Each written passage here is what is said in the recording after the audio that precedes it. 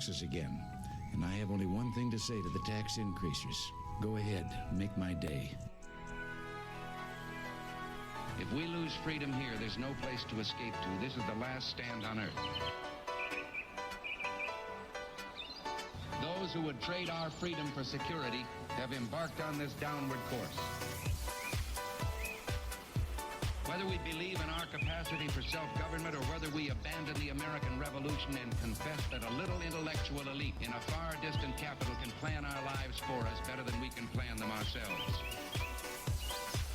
Conduit News Radio with Paul Harrell is on now. Here we go, ladies and gentlemen. Welcome to the program. Thank you so much for being with us on the, what is today, Wednesday? Is that what today is? Wednesday.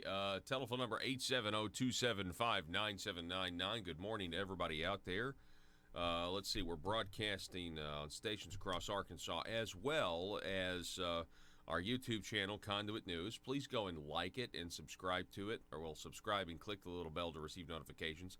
Like us on Facebook, facebook.com/Conduit News. That's where we have another live video going right now for your viewing pleasure. And I want to remind you also, if you ever missed the program, you can get it at the podcast, which is in your iTunes store or on SoundCloud. If you guys have a, if you have the podcast app on your iPhone, it's right there. Just search for Conduit News. And then if you are the Android, of the Android persuasion, doesn't that sound weird? Like people like 20 years ago, of the Android persuasion. What does that mean? We have Androids now? If you use the Android software, use SoundCloud app. That's my recommendation. So, all right, we got a great show for you. Coming up at the bottom of this hour, we'll be talking to Mr. Chris Hayes. Introduce you to him. Chris is the president of the Arkansas State University College Republicans, and so we'll be talking with him. Then we've got another update, Pope County Casino alert. You know what I really want to start calling this is like loss of sovereignty alert. That's what I really want to call it. We've got a loss of sovereignty alert for the people of Pope County. We want to give an update on that. And what I mean by that is, you would think there'd be some measure or a mechanism for the people of Pope County to govern themselves and not accept a casino that the rest of the state has forced on them. You know what I mean? But, you would think that, the rest of the state of Arkansas voted for the casino proposal that forces Pope County to put a casino in, even if a majority of Pope County residents don't like it. Now, I get it. I understand the state of Arkansas is sovereign and that's sovereignty. But I'm just saying that there's a right way to do things and a wrong way to do things. And there's certainly an injustice here. This is an injustice on the citizens of Pope County if a majority of them don't want something going in that brings, at the very least, brings with it something that is very debatable. Some people are going to be, no, we won't be like those other casinos. We won't bring with us the other vices that come with this vice, or we won't bring with us the crime or anything else, or the broken families, or, it's debatable, but shouldn't the citizens of Pope County have the final say? So we're going to check back in, I believe, with a court update. Citizens for a Better Pope County, Larry Walker will be back with us coming up at 7:33 this morning for a loss of sovereignty update. Maybe that's what we'll start calling it. The telephone number, 870-275-9799. So,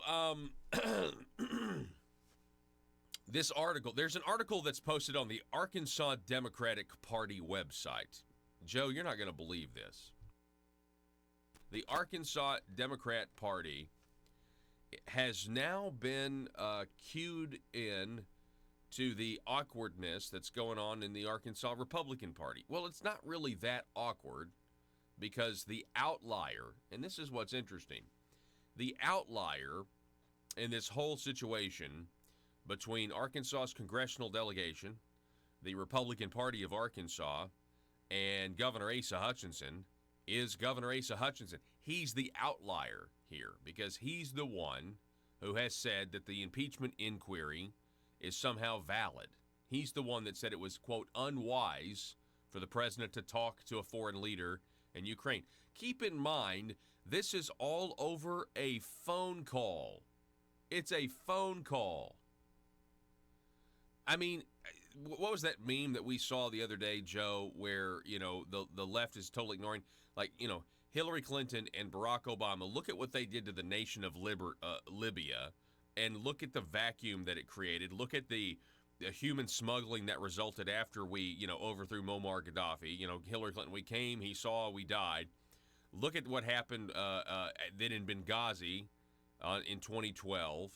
I mean, look at all of that, those foreign relations disasters and what they created, and running weapons via Turkey into Syria from Libya.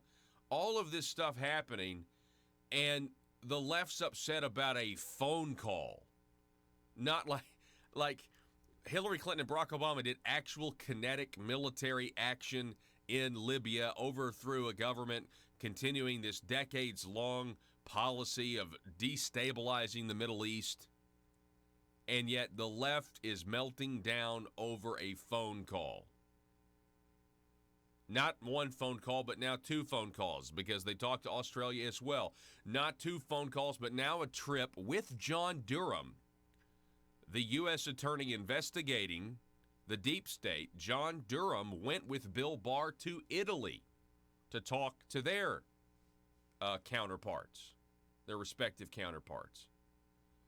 That is why everybody's freaking out. That is why they're coming to impeachment. That's why Hillary Clinton is now making public appearances again. Somehow she's able to stand up. He's more machine now than he is man. That's why. Is because if she has a public profile again, she's a lot harder to go after and potentially indict for crimes, which there are many. And if I don't know about you, but are you guys sick of hearing the mainstream media say that there's no evidence that Joe Biden and Hunter Biden have done something wrong in Ukraine? I'm sick of it. There's no evidence to support. The man is on videotape confessing. What do you mean there's no evidence? Telephone number 870-275-9799. The Arkansas Democrat Party is taking a swing at the lack of unity in the Arkansas GOP, but it's really not a lack of unity. Asa Hutchinson is the outlier. And, people say, Paul, people have told me before, why do you, why talk about Asa? Why point these things out, the way you do all the time? Listen, I'm just pointing out what everybody else is thinking, okay? And is too afraid to say. That's what I'm doing. And it's not that there's anything personal, right? It's just it doesn't make sense. For example, and I'm going to get to this article here in just a minute. But again, on the outlier, why on the 70th anniversary of communist rule in China, they unveil a missile that can reach the United States in 30 minutes and are pretty much bragging about it. And yet you have Asa Hutchinson, head of our economic development, that is not just like 1 foot in with China, not testing the waters, dipping his toe. He's all in on China and bringing these Chinese companies here. He's ignoring the evidence. Now that's another outlier. He's the outlier. He's the variable here. Why would we still don't have an answer to this? Why would the governor go all in with China and ignore all of the evidence that suggests that it's a terrible idea? It's weird. Can you throw this up on the screen for our viewers, Joe? Arkansas Democrat Party writes, Arkansas's elected Republicans can't get on the same page over Trump's behavior. Actually, no, they're pretty much all on the same page, except Asa. Isn't that funny? That's such a stupid headline. Gosh, you Democrats. Such a stupid... You see how fun it is to make fun of the Democrats when the entire Republican Party... Well, I mean, minus Asa. You see how, when the Republicans are all on the same page, except Asa, it's really fun to make fun of the Democrats, isn't it? Arkansas's elected Republicans can't get on the same page over Trump's behavior. Well, there's only one. I mean, you guys act like there's like it's an equal split or something. It's not. But hey, kudos to the Dems for actually trying to, do something. For a while, the Arkansas Democratic Party's just been trying to plug holes in the boat that's the sinking ship that is, well, now it's more like a lifeboat. I mean, the ship's gone down a long time ago. The Republican Party leadership, they write, in Arkansas has said everything ranging from continue the investigation to invoking the president's language of a total witch hunt. Well, I mean, it's just one guy who said continue the investigation, and that's the outlier here, Asa Hutchinson. This article's a joke, but it's still funny. It's amusing to me this morning. Arkansas Democrat. Here's the Arkansas Democratic Party Chairman Michael John Gray. See if you can sense the irony that I'm sensing with Michael John Gray making this statement. Ready? The Arkansas GOP can't make up their minds on the president. Governor Hutchinson, the leader of their party, has said the investigations into Trump's behavior should continue. I'm glad the governor took this modest step. Okay, let's stop right there. We have the chairman of the Democrat Party of Arkansas on the same page as Republican Governor Asa Hutchinson when it comes to Trump impeachment. Hello? That right there is the headline. I mean, that's the headline for the whole show today, as far as I'm concerned. Hello? Are there any state representatives? Are there any state senators out there that are tired of this? Are you guys tired of having to make excuses as to why Asa, is a conservative or masquerading as a conservative when he's really not? Are you guys tired of this yet? I mean, gosh, I'm exhausted having to constantly talk about it. But it needs to be done because it's the truth. When it comes to Trump impeachment, the chairman of the Democrat Party of Arkansas, Michael John Gray, is complimenting Asa Hutchinson for his position on Trump's impeachment, if that ever actually even happens. The Arkansas GOP can't make up their minds on the president. Governor Hutchinson, the leader of their party, has said the investigations into Trump's behavior should continue. I'm glad, again, Democrat Party of Arkansas chairman is glad the governor took the modest step in the right direction. But all his fellow Republicans seem to have lost the memo. They can't have it both ways, he says, and their leadership cannot act like they are on the same page because they aren't. Michael John Gray. Our members of the House, especially Congressman Crawford, who is on the Intelligence Committee in charge of the investigation, are refusing their Article 1 responsibilities just to defend Trump's outrageous behavior. Arkansans are tired of politicians who won't just say their opinion and go out there and defend it.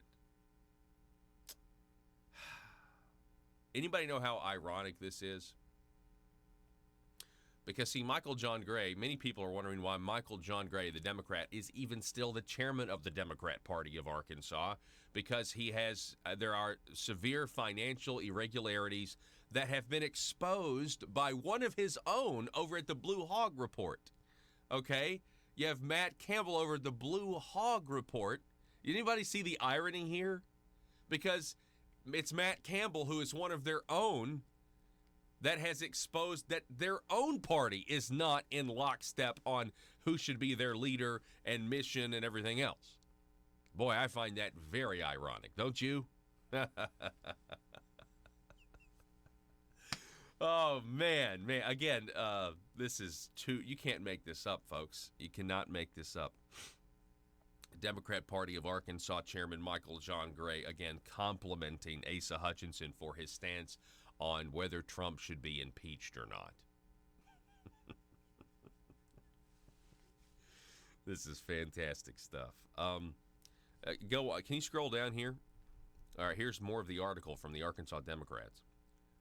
Let's start with Governor Asa Hutchinson. Over the weekend, the governor implored the Congress to continue its oversight duty, which is granted by Article 1 of the Constitution. Oh, really? Did he have to go to Constitution school to learn that one? I mean, people just talk about the Democrats love the Constitution now, by the way. He told the Arkansas Democrat Gazette that further scrutiny is warranted. And then they have this headline from the Gazette. Arkansas governor should take allegations against Trump seriously. Here's the quote from the governor. The facts have to be developed. The allegations raised should be taken seriously, Asa Hutchinson said. Now, he also went on to say in that same article that Donald Trump's phone call to the Ukrainian president was, quote, unwise. Okay, but listen to this. But the leader of the Arkansas GOP seemed to be all alone. You can scroll down. The leader of the Arkansas GOP seemed to be all alone. No member of the congressional delegation, no other constitutional officer, and no GOP state party official joined Hutchinson in his call for continuing the House investigation into Trump's apparently blatant abuse of power. Again, this is making Asa look really bad because it makes Asa look like a Democrat. This is meant to.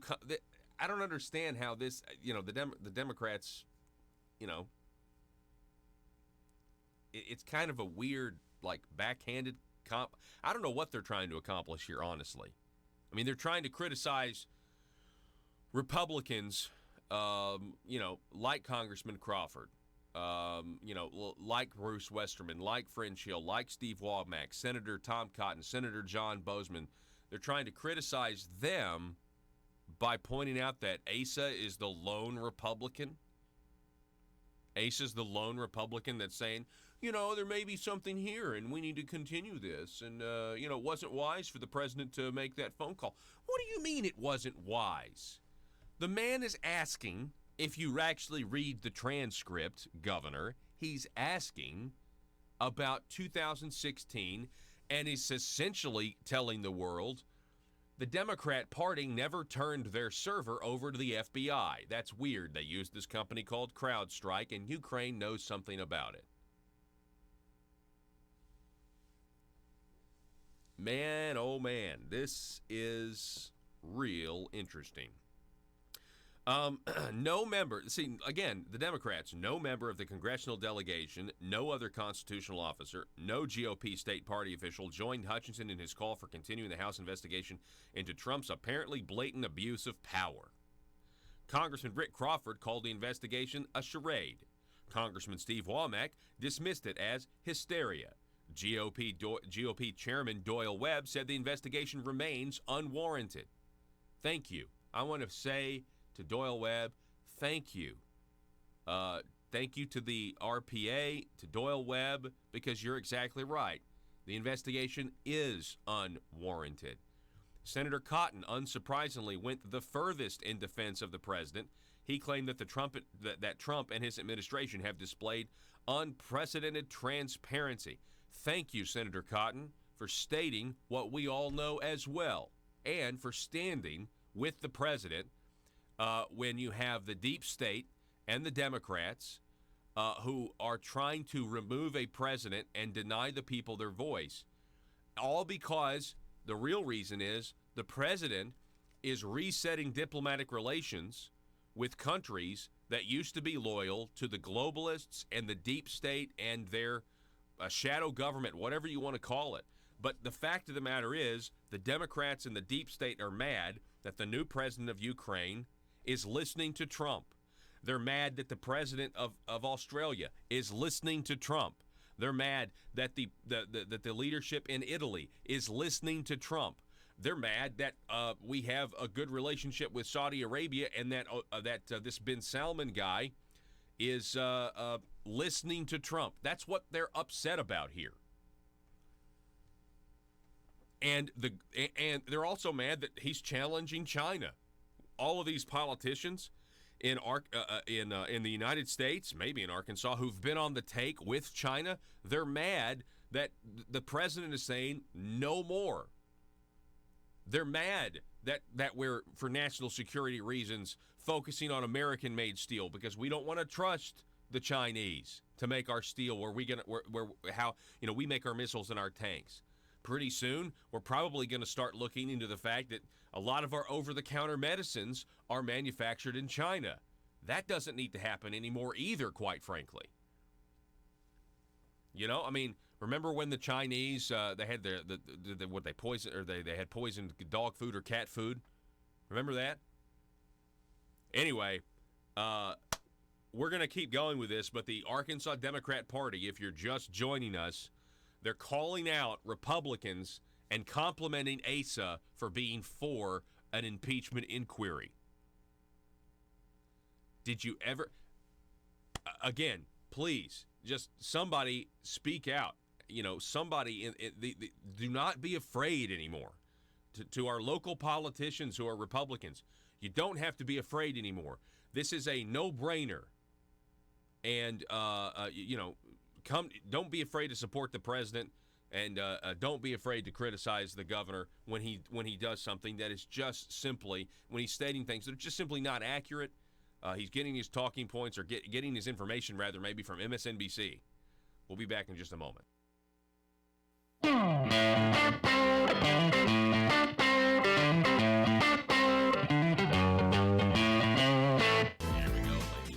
Welcome back to the program. Okay, this caught my eye. I'm over at familycouncil.org, and I'm reading an article that says that up in Canada, okay, there was a man who had ALS, okay, and he was denied 24-hour home health care services due to the money that it cost. Okay, so he's denied health care. So then the man, because he was denied 24-hour service, opted to then commit suicide under Canada's assisted suicide laws. Unbelievable, if you think about it. Here to talk more about that with us is Family Council's David Cox. David, great to have you on the program for the first time. How are you? I'm doing good, Paul. How are you? Thanks for having me on here. I'm doing fantastic. What can you tell us about this story? Sure. Well, one issue that we work on very closely at Family Council is physician-assisted suicide and euthanasia. And, this is an issue that comes up, came up in Arkansas. Conduit News Radio with Paul Harrell is building a liberty machine. Find out more at conduitnews.com.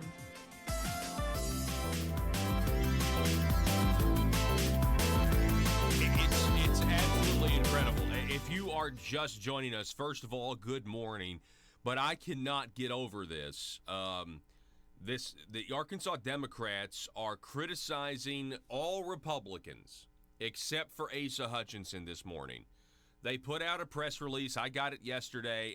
Then I went on their website and got this article, Arkansas GOP in a mess over impeachment. Not really.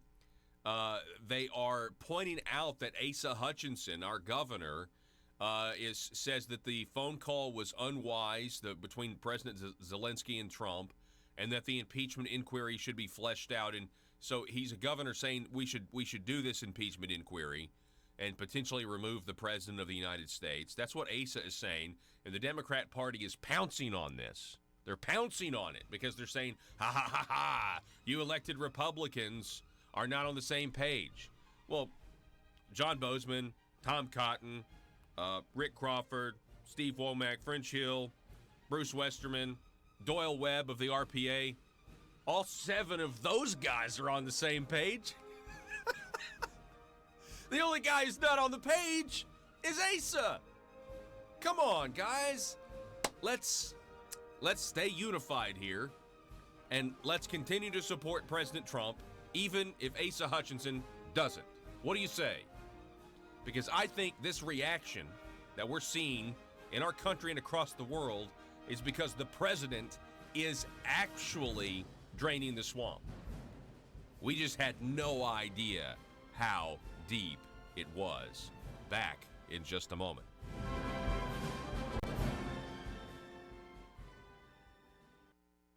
Folks, as a taxpayer or business owner, I know the government rarely gives the people a break. Big government politicians seem to always want more money from us, taxpayers. So if you want to support the work that we're doing here at Conduit News, bringing you the truth, then why not consider giving less money to the government that never stops overspending and overtaxing us by giving a tax-deductible donation to Conduit for Commerce, the premier organization in Arkansas that never stops promoting small business and limited government. Just go to conduitforcommerce.org and click on Support Our Cause. From there, you can decide if you want to donate monthly or one time. Give the government that's using your tax dollars to grow and grow less, and give the people fighting for your values more. Go to conduitforcommerce.org right now.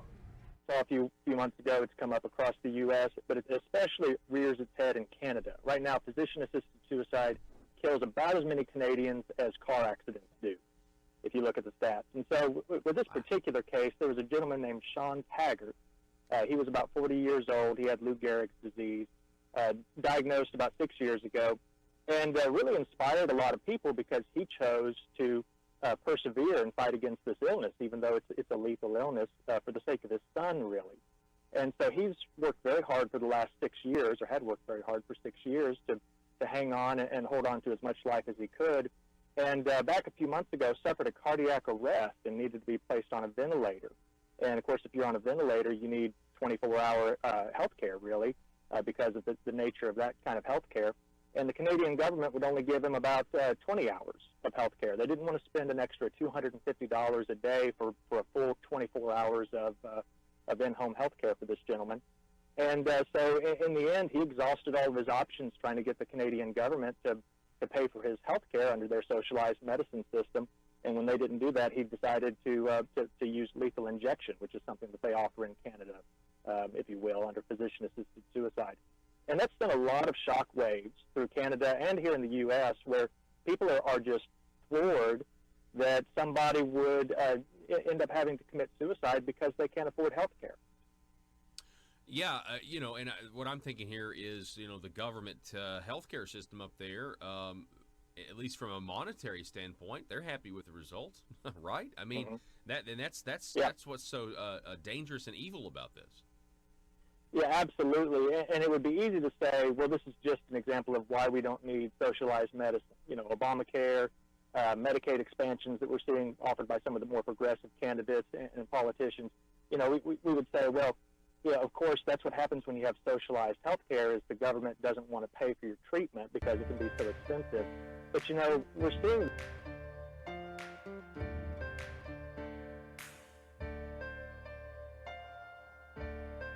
Bringing you your daily dose of truth. It's Conduit News Radio with Paul Harrell. All right, ladies and gentlemen, hey, welcome back to the program. We have a special treat. So at universities really across the country, but specifically here in the state of Arkansas, there are college Republican clubs, and we're lucky that they're still approved by college universities, honestly, at this point. But we have one of those, a president of the A-State College Republicans. His name is Chris Hayes, and he joins us now. Chris, how are you, sir? I'm doing good. How are you? Fantastic. So what can you tell us just a little bit about yourself? First of all, like, where are you from, what you majoring in? All right. Well, I'm originally from Des Arc. It's around Searcy. I'm double majoring in finance and supply chain management, and I'm a senior here at Arkansas State. Okay, so you're a senior. So what is that? I guess you've worked your way up to become president of the College Republicans. Obviously, freshmen don't become president of the College Republicans. Not usually. Okay. Right. So what was your what was your experience like? Leading up to this point. Really, I was just a member. I try to help out as much as I could. We try to get involved with local elections, local events. Like we hopefully have a group here at the Congressman's Cook-Off here next week. Okay. Just kind of volunteering, doing whatever we can to help. So you're talking about Congressman Rick Crawford's got this chili cook-off here in a little bit. Right. Yeah. That's always a really fun time where everybody enters their chili in the contest, and we get to pick a winner. Okay, so tell us a little bit about how you became. I guess I'm assuming you're conservative. I mean, you're the president of the A-State College Republicans, and so. How did you become a conservative? Well, I grew up in a conservative family. I really kind of started paying attention around the second Obama election, so what they're doing, and just a lot of that I don't agree with, between the health care for all and trying to take God out of schools. It's just something I didn't care for, and to me the conservative platform stands a lot more along the lines of my beliefs. Yeah. So tell me about I mentioned earlier the college the college Republicans, and we still have these chapters across the country of college Republicans, but they're more welcome here probably at Southern universities than other places. But are there any consequences, or your peer groups, are they upset that you guys are young and are conservative? I've never really had any backlash or knowing what it has. But like I said, we're in the South. Of course, it's a more conservative region, but you do see more like out west, California, that area. Yeah. There's a lot more pushback. Yeah. Do you recognize any maybe a liberal bias in classes or from professors? Being a business student, you don't get so much of it, but some of the like liberal arts classes I've taken, I think you could see a little bit, but nothing like major, just trying to pound it into you or indoctrinate you. Well, I feel like that's a good point. You're basically saying, when it comes to money, it's a lot more black and white, Right. It's not, it doesn't really care about your feelings that much. When it comes to a business, you're either making money or you're not making money. Right. So that's got to be, that's kind of where that really is. We talk about the intersection of conservative ideas and reality on this show. That may actually be it, like Right. like small business, because that's where you throw all of these emotions, all these feelings. Don't you feel like the left is kind of they gear a lot of their policies towards narratives and emotions instead of critical thinking and facts? Definitely. I think you really see that, like when they get to the intersectional stuff and your privilege and all Now, that. so what does that mean, intersectional? I really don't even know. I mean, that's kind of past my time. Right. My understanding is, different people have different levels of privilege. Like me and you, we're white guys. I'm assuming Christian, conservative. Yes. We're on the bottom. We have the least intersectional points or whatever because we're the most privileged. Okay, So so more intersectional points is good, less intersectional points is bad. if you're a liberal. Okay. But so like a minority who's not straight, not Christian, they would have more intersectional points because they're more oppressed in theory. Okay. That's my understanding of it. Okay, so intersectionality is essentially like the Victim Olympics. Yes, I would agree with that.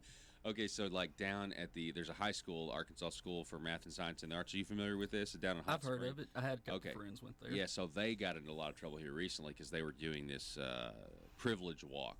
So they would take the juniors, because it's a junior and senior, it's only a 2-year school for high school students. Right. And as soon as you get there, you had this mandatory privilege walk where you took one step forward if you were from a 2-parent household, and if you weren't, you took one step backwards. And then they make the students look afterwards, see the, I guess your intersectionality is what they're trying to do. I guess. But is that stuff you see that pushed much on the college campuses here today? I think a little bit. There's some, not so much by professors, but there's student organizations that probably push it a little bit. Mm-hmm. You don't see a whole lot of it, or at least not here. Yeah.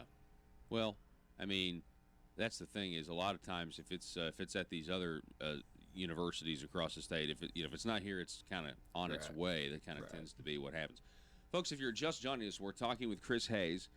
Chris is the president of the Arkansas State University Republicans. It's a student organization on campus. So you guys try to, like you said, you're going to participate in in Congressman Eric Crawford's chili cook-off. You're going to participate in that here coming up a couple weeks. What else do you guys do? What other activities? Well, a lot of it's I know last election, we would try and get out and go door knock for people for conservatives that were running against Democrats. We can't really do that when they're primaried by another Republican. That's We have to be understandable. Impartial. Yeah. But something I've been trying to do is just get to know a lot of our local state reps that are running this area and other politicians. Yeah. So, when you guys have a meet, how often do you guys meet? We try and do it every 2 weeks. Okay. Roughly. And so what's an average meeting like? Usually I try and always have a guest speaker. Like tonight we have Cole Peck coming. Okay. He's going to try and talk to us about his beliefs, just get to know us a little bit. Okay. I either have a local politician, like I said, or someone else. We've had AFP come a couple times, try and visit with us. All right. Well, hey, that's fantastic. Well, if you ever need a speaker, I'd be willing to. I'd be willing to come. So put me on the list. Definitely. Again, we're talking with Chris Hayes. He's president of Arkansas State University Republicans. So Trump, let's talk Trump. Okay, is he popular on among young people? Among young people who lean to the right. Okay. He's really popular in that he's vilified by people who lean to the left. Yeah.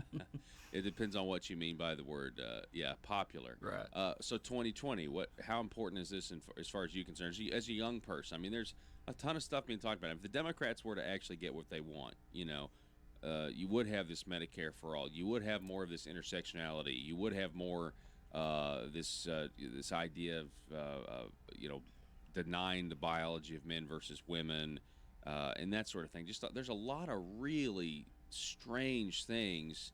You now have the climate change people now talking about how we can't have economic growth. They're now openly saying the answer to climate change is socialism. So you know what I mean? So what are your thoughts about 2020 generally? I think it's going to be very important that we keep principled conservatives in-house and in power, because you look at the Democrat Party, like you're saying, everything they're pushing is just totally against what made America great, what's kept it great for so long. Yeah, I would completely agree with that. So here's another question, kind of building on the climate change that I brought up, because I feel like I need to bring this up. You have young people who are legitimately scared that things are going to end in 12 years. It's really prevalent over in Europe. Again, it'll probably come here too. But you have a lot of people here, a lot of young people, maybe not in Arkansas, but they really believe that their lives are at stake, that there's going to be massive flooding, or that the hurricanes have never happened before. They really actually need to go look back at in the Dust Bowl. I mean, the weather events that happened in the Dust Bowl we probably would have enacted socialism if it happened today, because people would scream, all these massive weather events. But I guess the point is, as a young person, do you know any people that are just like, absolutely man-made climate change is real to the degree that they claim? I don't personally know them. However, there is now an environmental club at A-State, and last Friday they had a global climate strike, where from whatever hours they set, they walked out of class and marched around the lawn of the campus talking about how climate change is an issue. This is all spurred from that girl who spoke at the UN here recently. Greta Thunberg. Yes. It's because of what she said. That was their reaction to it. Okay, so was it a lot of people? Do you know how many people it was? I wasn't on campus that day. I saw some videos. It was, I'd say, around 50 probably. Yeah. You'd think at some point there'd just be like, I don't know, therapy sessions or something. Come together for group therapy. That's essentially what these need to be, because, I mean, I got news for you. I just don't think I know the American people don't want socialism, and I know they certainly are not buying that socialism's the answer to control the weather. I mean, that's what we're talking about. These people think they can control the weather. Well, I saw an interview with Andrew Yang. He was talking about how cattle farmers should be having to pay more taxes on their cows because of the pollutants they make. Yeah. Well, and I guess that goes with the anti-meat situation too. Right. That was something else he was pushing, was using that as a mechanism to get people out of eating meat, going to more vegetarian or vegan diet. Here's a kind of a news story on that came out today, Chris. It has to do with a scientist came up with a study that said red meat doesn't cause cancer, or they couldn't determine that red meat causes cancer. Now, weren't they just saying it did here recently? Yes. Now, if you're in California, everything causes cancer. That's true. You have that little Prop 65 label. Yeah. Straws. We had a meme of the day the other day with a high capacity magazine filled with straws. Yeah, I saw that. You saw that? Yeah. Uh-huh. Okay. So, but this scientist, and it was like it's a reputable guy. He's now getting all kinds of backlash because his study found that red meat is fine, and says people need, humans should just continue eating the same amount of red meat. And of course, he's being crucified for it. Oh yeah, well, you see that with the left. Anytime someone goes against their narratives, they crucify them. They do everything they can to them. Even when that guy Juicy Smollett, when all that stuff came out, at first everybody had his back.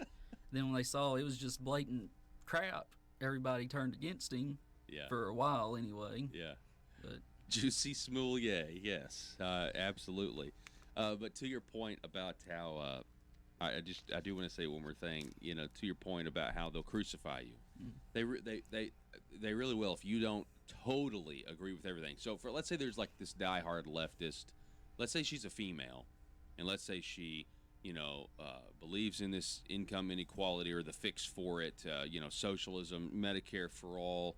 Let's say she believes in intersectionality to a degree, but let's say she dares voice up that, you know what, I do kind of feel uncomfortable if we're going to let biological men use the same public restroom as me. I mean, she's done at that point. She's Right. cut off, and you're now out of the club if you disagree with one little thing. Right. Well, you see, even now they're starting to turn against major players like Elizabeth Warren. Have you heard about how there's people on like Wall Street bankers saying they won't back her if she wins the nomination? Then even Mark Zuckerberg has come out and said he wouldn't back her. Yeah, I did see that. That was also in the news today. And I think Wall Street, that's the whole thing. This, with impeach. What do you think about Trump? What do you think about them impeaching Trump? Let me ask you that. I think it's a load of crap. They don't have any evidence. Also, from my understanding, they're a little late in the game to really get it to where it would have any effect. Yeah, I think you're right, and I think I think Trump's investigating the investigators, and they know he's really, really, hot on the trail about what started this whole mess, and so. Anyway, if people are listening, if there are college or college age students right now listening to the program right now, what could they do, Chris Hayes, if they want to become a member of the Arkansas State College Republicans? Just start coming to our meetings. We have one tonight at 7 p.m. in the Student Union. And you can follow us on Instagram. It's at AStateCR. I believe it's the same on Twitter. All right, at AStateCR. Chris Hayes, it's great to meet you, sir, and look forward to doing it again sometime. All right, thank you for having me. All righty. I enjoyed it. Folks, we're going to take a break, going to reset here. Don't go anywhere, back in just a moment.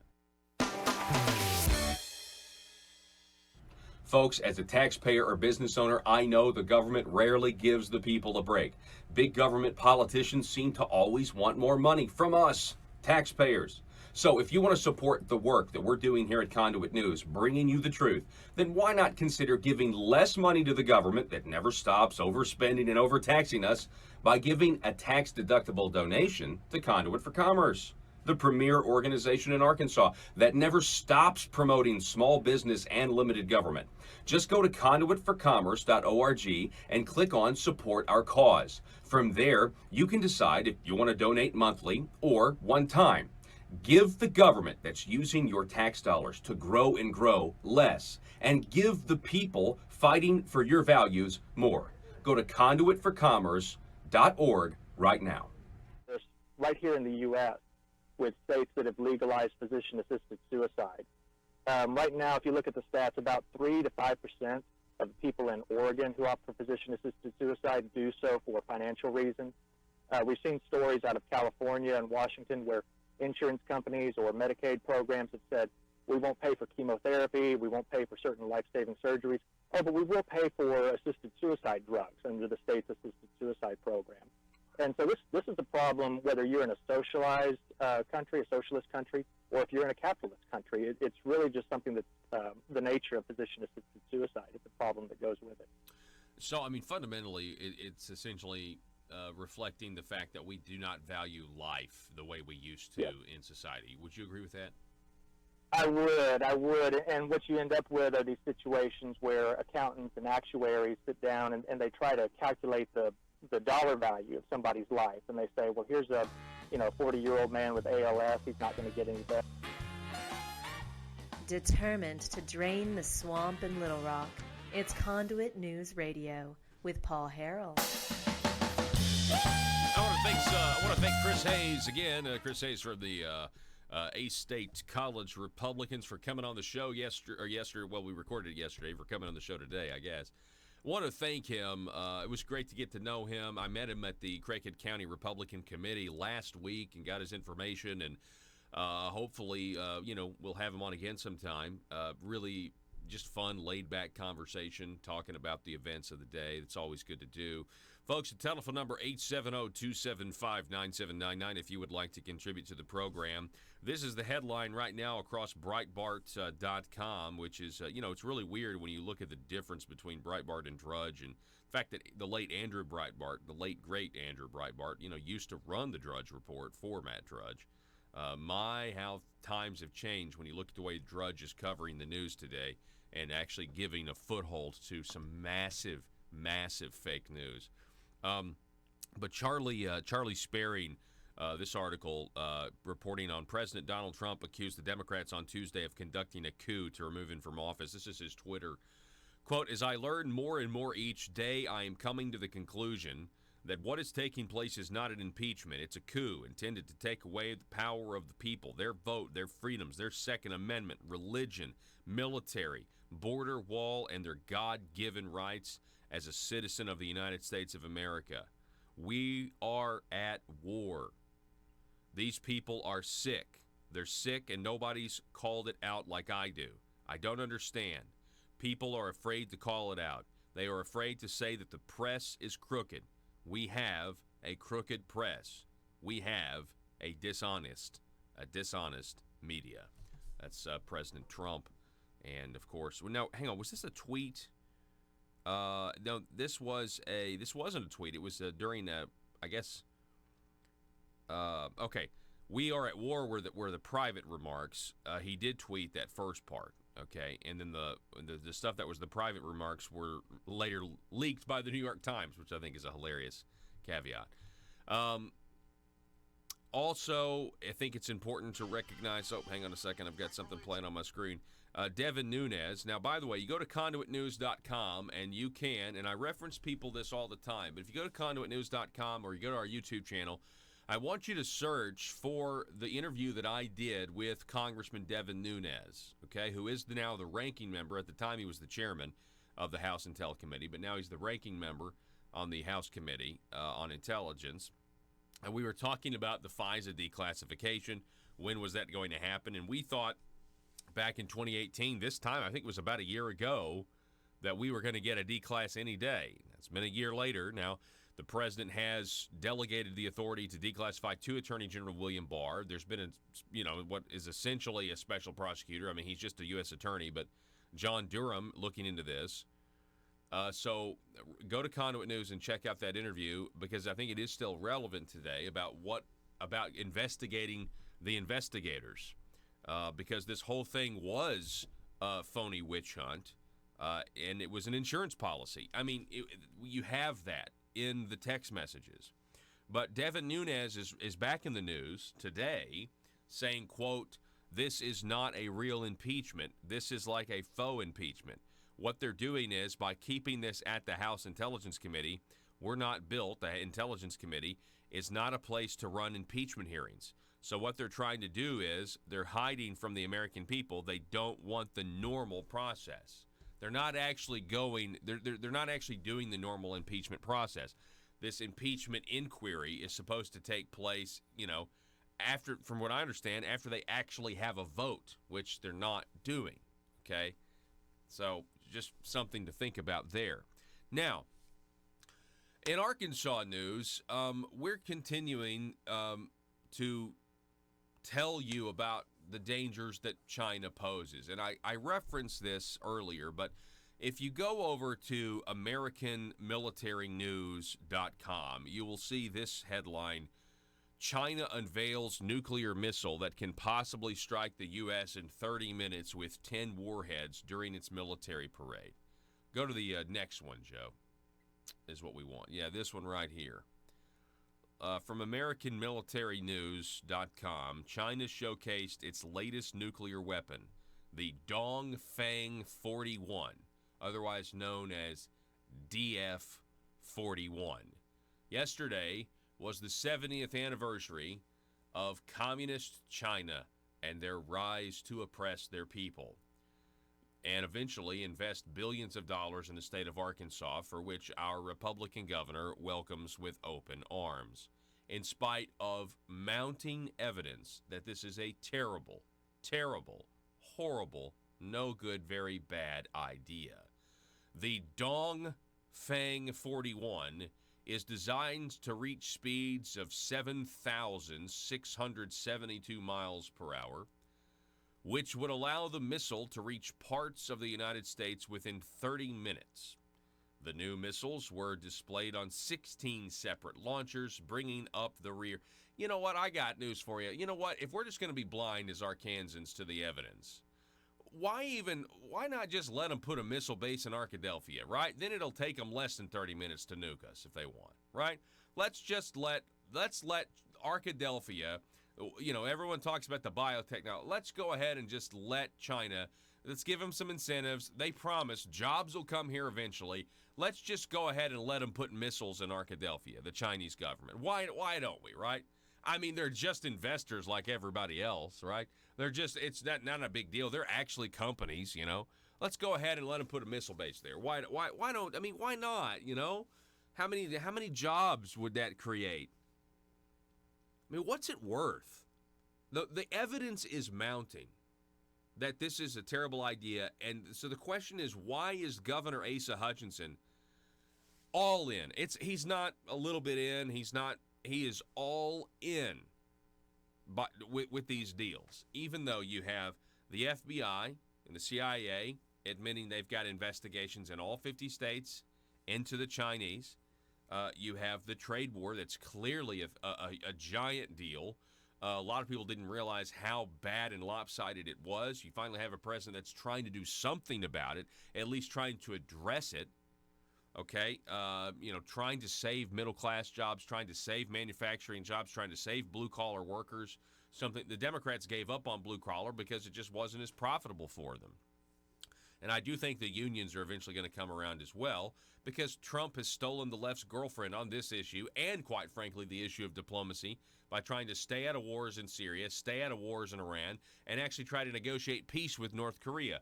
By the way, the headlines on North Korea this morning are, North Korea may have launched a ballistic missile towards Japan, and apparently it was launched from one of their underwater platforms. Joe, did you know North Korea had underwater platforms? I didn't know. I'm assuming that they do. But I also know that if it's coming from underwater, how in the world do you know which underwater platform? I mean, you know what I mean? It could come from a submarine. You know what I'm saying? Anyway, that's conspicuous timing. It's right before they're supposed to start peace talks, by the way. The Dongfeng 41, though, 7,000. This is what China unveiled. Now, think about this. All right, China had a massive military parade yesterday celebrating the 70th anniversary of communism. And yet, Arkansas and Asa are continuing to go through these deals, or the Arkansas leadership are, and it's almost as if they think, well, it's been 70 years. They've been communists for 70 years. So they're not more, it's almost like, well, they're less communist now than they were 70 years ago. No, they're more communist now than they were 70 years ago. They're solidified as a communist power. Do you remember when the United States was trying to eliminate communism, thought it was a big threat? Who knew? All the Soviet Union had to do to survive was to bribe American politicians, like Hunter Biden's son and John Kerry's stepson and Whitey Bulger's nephew, and people like that. Who knew? That's all you had to do. And you get around all the rules. It's all all these loopholes. How fast they unveil a missile that can reach the U.S. in 30 minutes? How fast is his 7,672 miles an hour? Hang on a second. I got this other article that I'm pretty sure, Mach 10. That's right, Mach 10. This is from Newsweek. In a show of might and power, China has made plans to publicly unveil its nuclear missile that travels Mach 10 and can strike the United States within 30 minutes. Warning, warning, warning. Danger, danger, danger. No. I want to be the jobs governor. And we'll sell out to China to do it.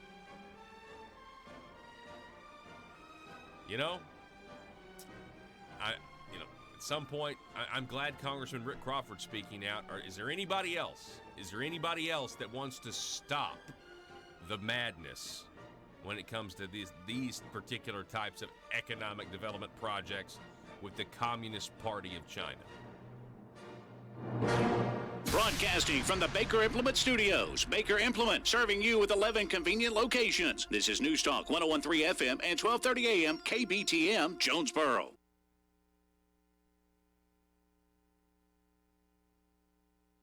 Folks, as a taxpayer or business owner, I know the government rarely gives the people a break. Big government politicians seem to always want more money from us, taxpayers. So if you want to support the work that we're doing here at Conduit News, bringing you the truth, then why not consider giving less money to the government that never stops overspending and overtaxing us by giving a tax-deductible donation to Conduit for Commerce, the premier organization in Arkansas that never stops promoting small business and limited government. Just go to conduitforcommerce.org and click on Support Our Cause. From there, you can decide if you want to donate monthly or one time. Give the government that's using your tax dollars to grow and grow less, and give the people fighting for your values more. Go to conduitforcommerce.org right now. His life isn't worth as much as somebody who's younger or doesn't have this terminal disease, and so they try to put a dollar value on it, and that's wrong. I would say that's definitely wrong, but that's what you open yourself up to if you legalize physician-assisted suicide in your state. You think assisted suicide's murder? I do. Yeah, I think if you want to get philosophical about it, it's an unjustified homicide. It's whether you take your own life or somebody else's life, there's just no justifying it. Wow. Yeah, I mean, and I know Family Council, I mean, y'all's mission is to protect life from, conception to natural death. That's the key word there is, natural death. Yes, absolutely. We don't have any right to go taking our own lives or telling other people that their lives aren't worth living. And, again, with physician-assisted suicide and euthanasia, that's what you end up doing, unfortunately. Wow. We also have this other article back on the 27th. Again, it's up at familycouncil.org. This headline, Pro-Suicide Group Helps Dementia Patients Request Starvation. Again, we're talking with David Cox from the Family Council. What is this story about? Pro-Suicide Group Helps Dementia Patients Request Starvation. Yeah. Well, that one gets a little bit complicated, so I'll try to break it down. In most states, I think 41 states right now, assisted suicide is illegal, and Arkansas is one of those states. And so to get around those anti-suicide and anti-euthanasia laws, pro-suicide groups like Compassion and Choices, which is the group we're talking about here. Compassion and Choice has been around for a number of years. They used to be called the Hemlock Society. They advocate physician-assisted suicide and euthanasia. They're helping people craft what they call aggressive advance directives. And these are advance directives where a person will put in writing, hey, once my illness reaches a certain point, or once I reach this certain point with my health care, then I no longer want to be fed. Please don't give me food. Don't give me water. Just let me starve or die from dehydration. And what they're marketing this service, quote unquote, to is dementia patients right now, where people who have been diagnosed with dementia can say in writing, once I can't dress myself, once I can't feed myself, once I have trouble communicating or remembering people, then I want you to stop feeding me and stop giving me water. And I actually sat down on the Compassion and Choices website. I completed this document in just a few minutes. It does not take long to do. It was actually really scary how quickly and easily I was able to craft a document that I could use to put in writing that says, I don't want to be given food or water if I come down with dementia.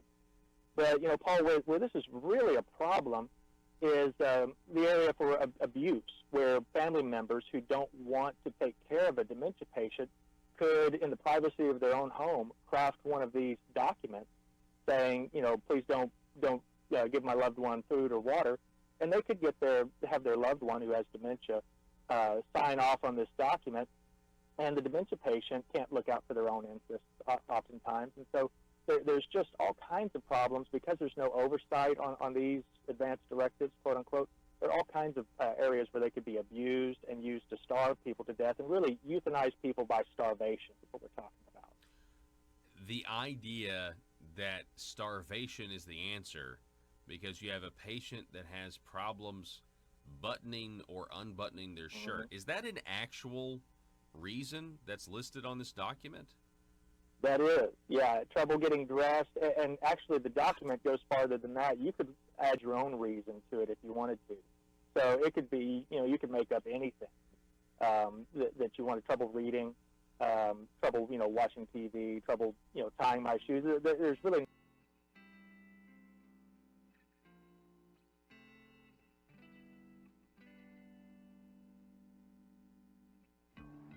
I think it's time we ask ourselves if we still know the freedoms that were intended for us by the founding fathers.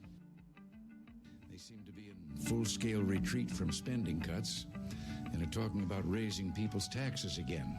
And I have only one thing to say to the tax increasers. Go ahead, make my day. If we lose freedom here, there's no place to escape to. This is the last stand on earth. Those who would trade our freedom for security have embarked on this downward course. Whether we believe in our capacity for self-government or whether we abandon the American Revolution and confess that a little intellectual elite in a far distant capital can plan our lives for us better than we can plan them ourselves. Conduit News Radio with Paul Harrell is on now. Some of your Facebook comments are absolutely spot on after our first hour. And just to kind of give you a rundown, the Democrat Party of Arkansas is criticized. They've got an article criticizing the Arkansas GOP for not being in lockstep on Trump impeachment.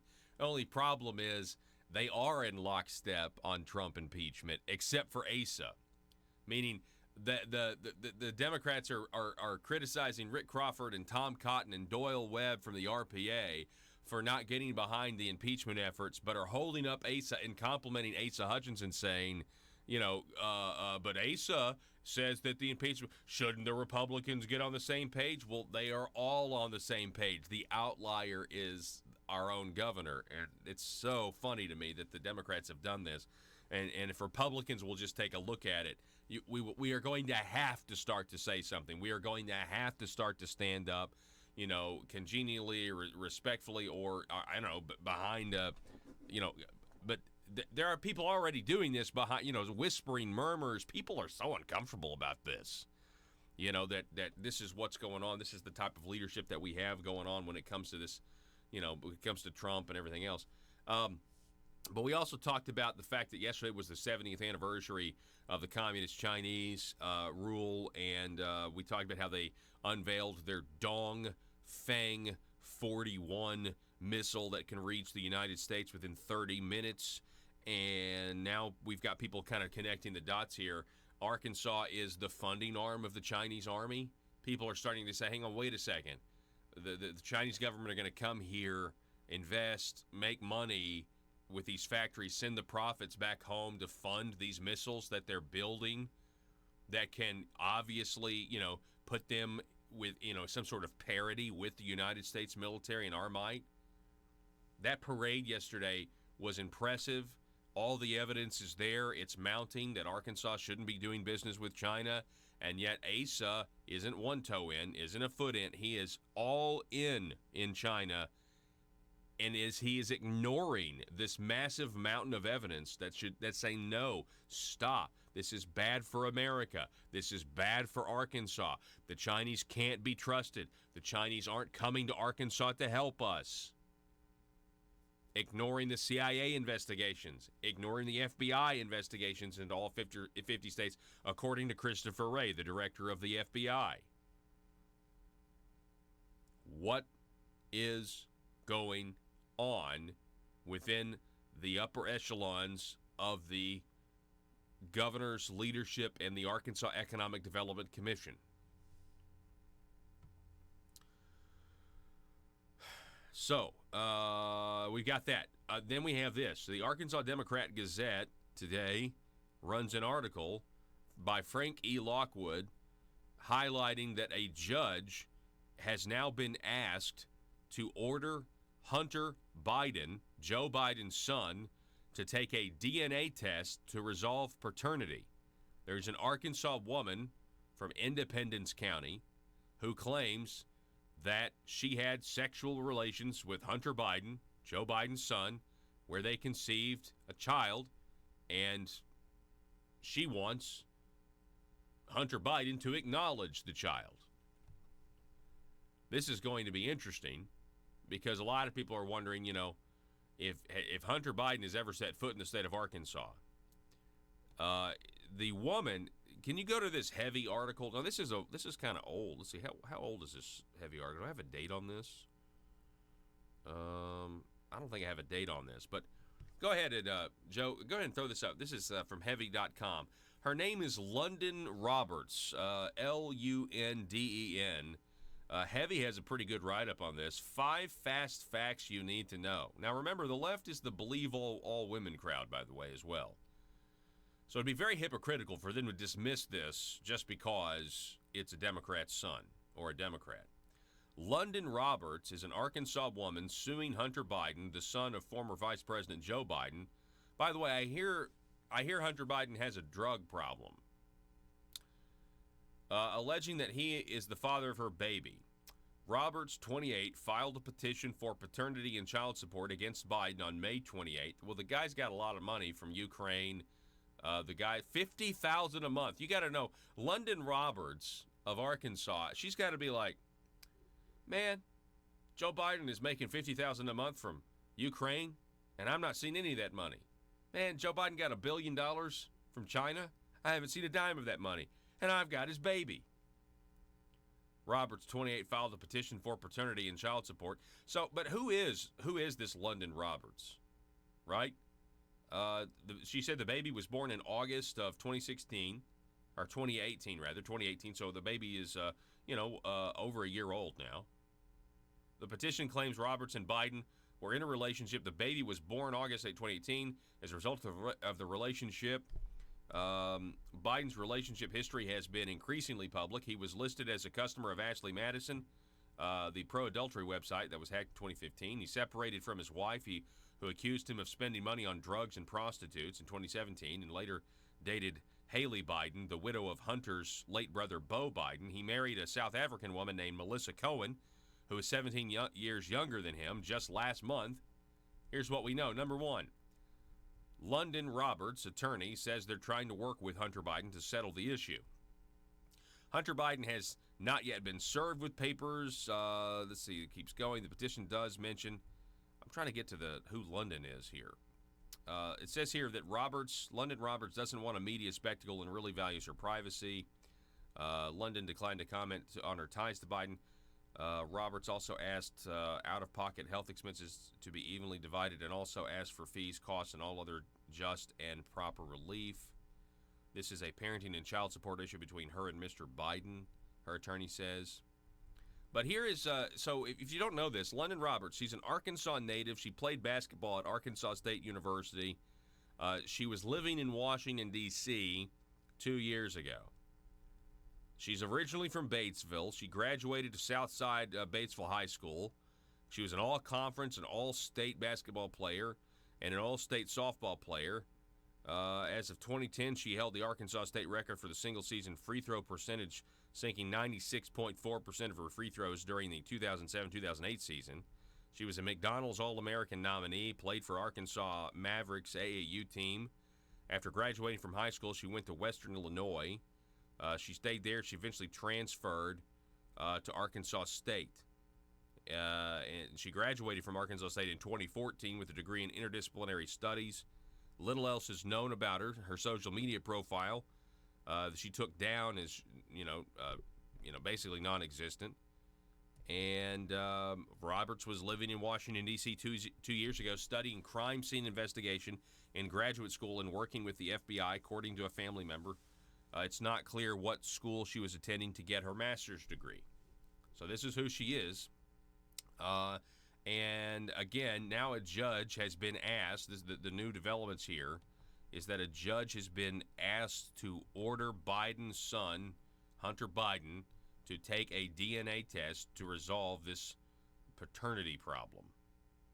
Don't you know, this is a terrible situation, any way you look at it. But it is interesting that Hunter Biden is in the news internationally. He's in the news nationally. But he's also in the news here locally for a different reason, because of this child apparently, allegedly, belongs to him. Will he do anything? Will he step up and be a father if this is true? Will he pay child support? I mean, think about this. The left should be up in arms about this in the Me Too movement, in the Me Too era.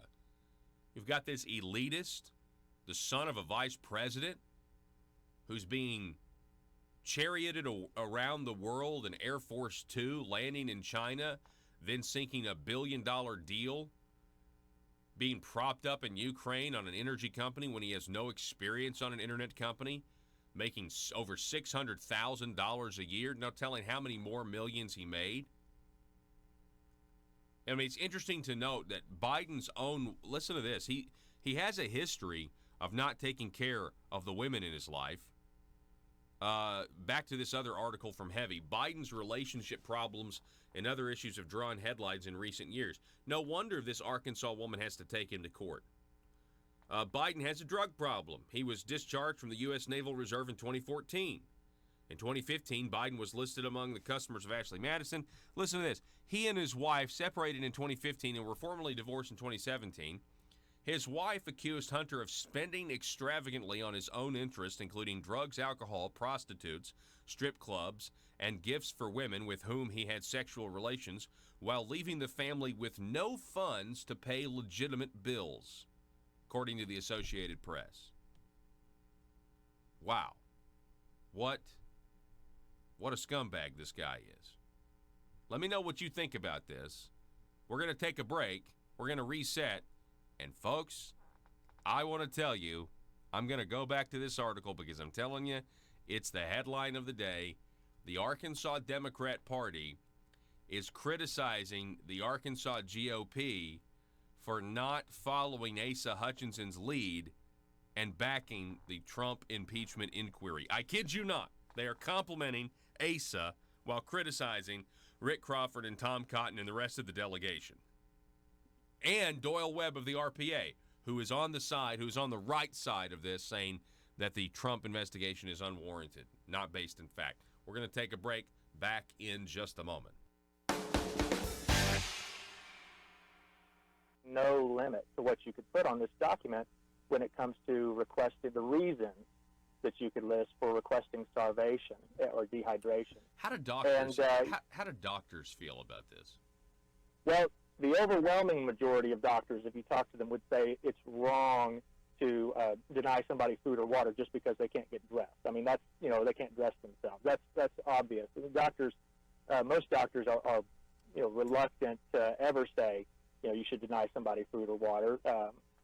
And so doctors obviously would say it's unethical to, starve someone to death just because they have trouble getting dressed or remembering people's names.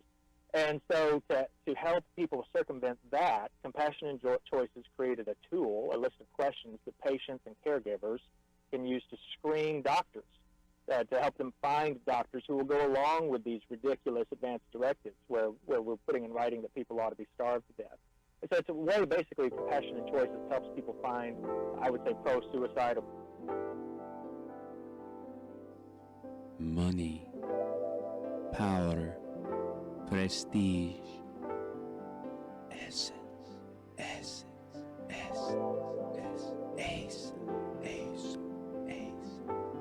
available now from aristocrats serving Arkansas. From Zenata Rhino Collection, the fragrance of backroom deals, nepotism,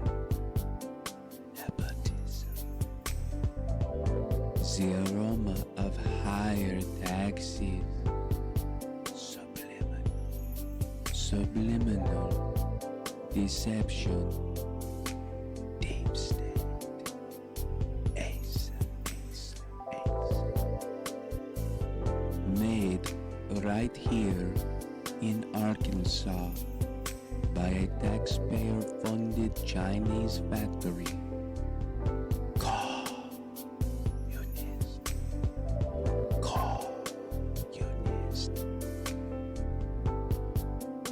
Every bottle carefully crafted for you. Gender neutral. Nothing says aristocrat like Essence of Bureaucrat. Essence of Bureaucrat by Asa. Available now in the Marble Palace gift shop. Paul Harrell parody.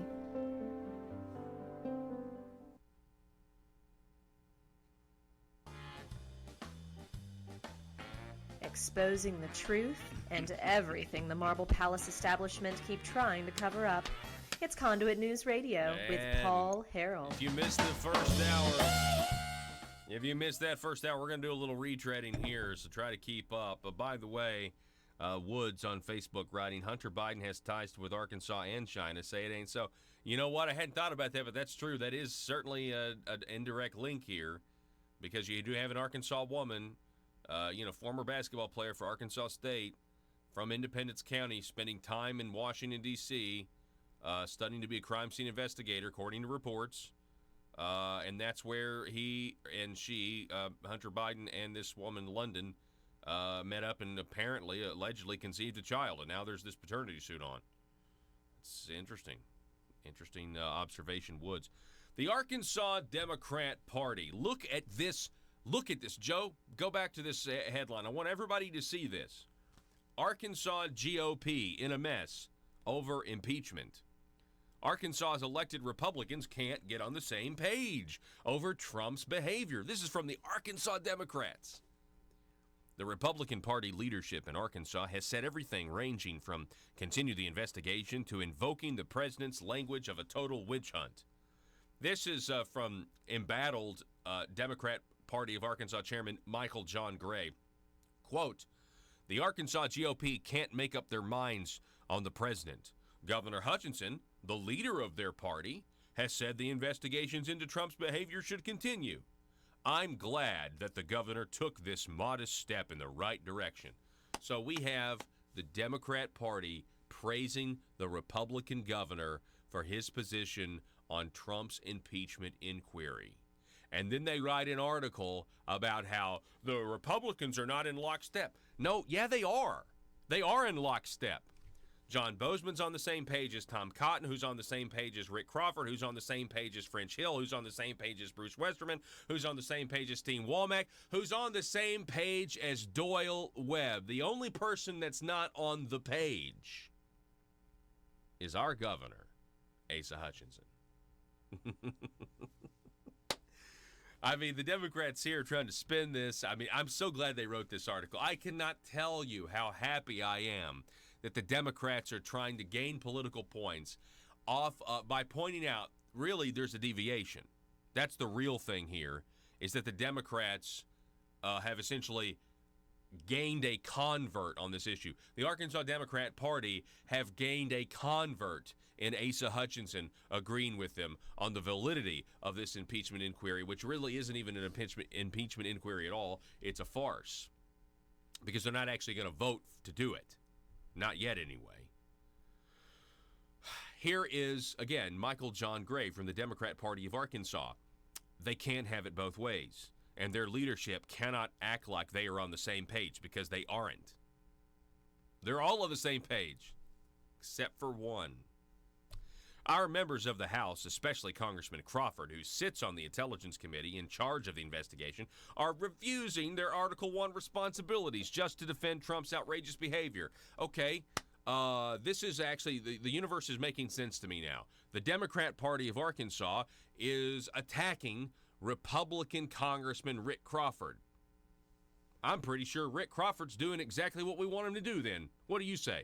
The Democrat Party of Arkansas, on the other hand, is complimenting Republican Governor Asa Hutchinson. That doesn't make sense. That's just like John Brummett praising him all the time. What is going on? He goes on.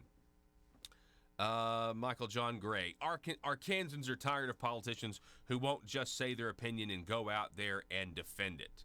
Pretty sure they're letting you know their opinion, John. By the way, this is so ironic. I got to point this out.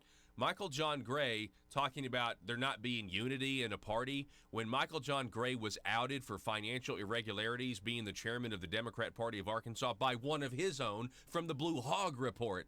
Very ironic, if you ask me. Let's start with Governor Asa Hutchinson. This Democrat Party press release says, over the weekend, the governor implored the Congress to continue its oversight duty, which is granted by Article 1 of the Constitution.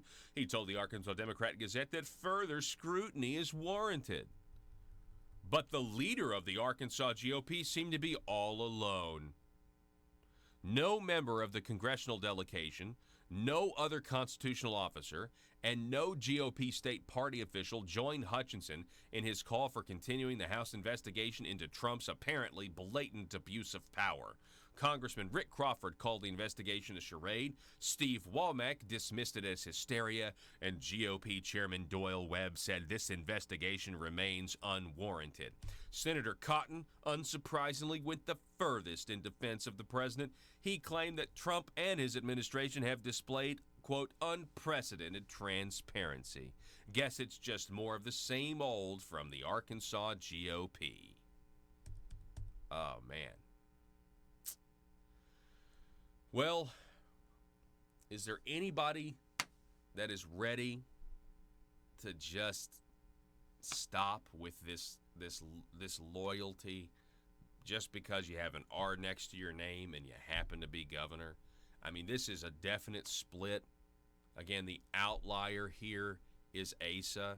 I want to thank Congressman Steve Womack, French Hill, Bruce Westerman, Rick Crawford, Senators John Bozeman and Tom Cotton for, first of all, responding to this like rational human beings and standing by the president who is trying to enact policies that are good for the American people. And the deep state and the Democrats are acting and governing like they are scared that they have a lot to lose. Trump is being, quote, investigated for impeachment or whatever, the impeachment inquiry. He's doing this because he is talking to foreign leaders, not because of anything with Joe Biden. I mean, yeah, that's part of it, but that wasn't what the special favor was. It was about CrowdStrike 2016, and then the call with the Australian president was about trying to figure out what they knew when they knew it leading up to 2016. The trip to Italy, William Barr and John Durham, the U.S. attorney, went to Italy last week. Does that not make sense to everybody? Like, there's so many things going on behind the scenes that have here's how you know this. The fact that Adam Schiff had this complaint back in August is all you need to know. So they took the complaint and they put it in a glass case. Like an emergency. You know how you break the glass on a fire alarm, or you used to? You break the glass to pull the fire alarm. That's what they did. They took this complaint and they put it because they know that Trump is investigating the investigators. Okay? They know that Andrew McCabe is likely to be indicted. They know that James Comey, maybe even Hillary Clinton, folks, they've got the goods on these people. You understand? They have them. It's just whether or not they can go after them and it won't tear the country apart. But they've got all of the information, okay? They know that the FBI hired contractors to spy on presidential candidates, not just Trump. They have it all. And they took this complaint that was manufactured by the CIA, trying to do to what the FBI couldn't do, and they put it in a glass case.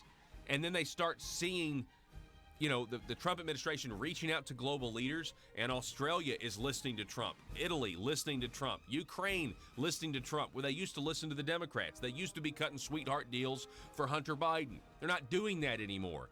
China is being stood up. We are standing up to China. Well, not in Arkansas. In Arkansas, we're welcoming in here, thanks to Asa. This article in the that the Arkansas Democrat Party put out is hilarious. Arkansas GOP in a mess over impeachment? No. Asa Hutchinson exposed as siding with the Democrats and MSNBC and the deep state when it comes to Trump impeachment. That is the real story that you need to hear today. Folks, as a taxpayer or business owner, I know the government rarely gives the people a break. Big government politicians seem to always want more money from us, taxpayers. So if you want to support the work that we're doing here at Conduit News, bringing you the truth, then why not consider giving less money to the government that never stops overspending and overtaxing us by giving a tax-deductible donation to Conduit for Commerce, the premier organization in Arkansas that never stops promoting small business and limited government. Just go to conduitforcommerce.org and click on Support Our Cause. From there, you can decide if you want to donate monthly or one time. Give the government that's using your tax dollars to grow and grow less, and give the people fighting for your values more. Go to conduitforcommerce.org right now. Euthanasia doctors who will go along with their plans for starvation. Yeah, and the name of the group is Compassionate Choices. That's pretty insidious too. Now, what does this mean here in Arkansas? I mean, because I know, I believe State Representative Dan Douglas, he actually filed an assisted suicide bill. I mean, it went down in flames in Arkansas earlier this year. But I mean, is this right now? Is there anything we could do in Arkansas to try to stop this kind of, quote, health care, end quote? Not legislatively at the moment, obviously, because the legislature's not in session. We are talking to some doctors and some lawmakers and making plans for the long term. You know, this is really a long-term battle. It's not something that you're going to win in a one fell swoop. And so, we're aware of some cases anecdotally where some patients may have been denied food or water. We're aware of some cases anecdotally where doctors may have given patients a lethal dose of opiates or something like that. And, not a whole lot of evidence that we could go on necessarily to take somebody to court. So I think the issue long term is going to be how do we bring more oversight to end-of-life health care? And then also talking to Arkansans and saying, basically we need to have high expectations of end-of-life health care in Arkansas.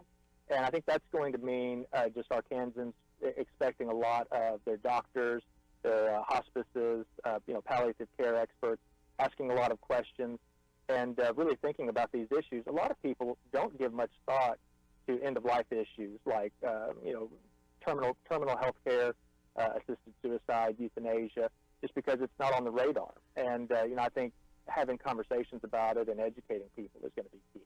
Yeah, absolutely. I mean, if Arkansas, by the way, I just want to reiterate here, if we have laws against assisted suicide and yet somebody fills out one of these little forms, what's the difference between, like, Jack Kevorkian, giving you, a shot, that's good.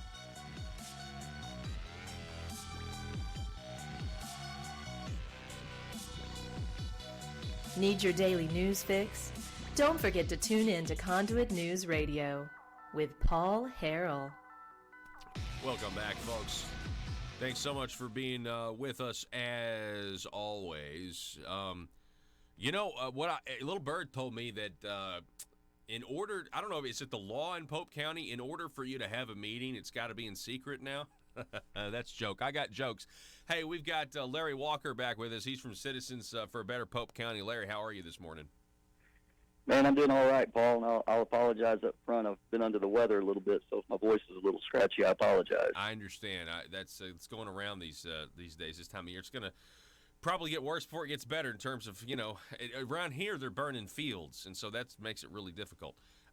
So, Larry, what can you tell us? Last week you were on, we were talking about casinos in Pope County, everything that's going on behind the scenes, the mechanisms to try to get a casino or to try to stop it in your case. But have the courts decided anything yet? Yeah, we had our first hearing on Monday, and there were two motions that were brought forth on Monday. One was a motion to dismiss the case by the defendants, and that was denied pretty immediately by the judge. It was based on procedural issues, and he denied that, said the case is going to move forward. The other motion was the motion to intervene by the Cherokee Nation, and that was a bit of an interesting discussion. They eventually allowed them in. The way a motion to intervene. What does that mean when you say intervene? I don't have any idea what that means. Yeah, so a motion to intervene is generally, so like in our case, we had the plaintiff and the defendant, and we brought the case, and then there was another party that thought they had a right to be in the case as well. So they tried to intervene into the case, generally because they have some sort of interest that they feel needs to be protected in the case that the defendant is not properly able to defend for them. And so in this case, the Cherokee Nation made a motion to intervene because that they had received that letter, a resolution of support from the quorum court, and they felt like they needed to be in the case to represent their interest in having that letter. The judge, so the way that motion to intervene works is generally there are two ways to go about it. There's a intervention by right, and there's a permissive intervention.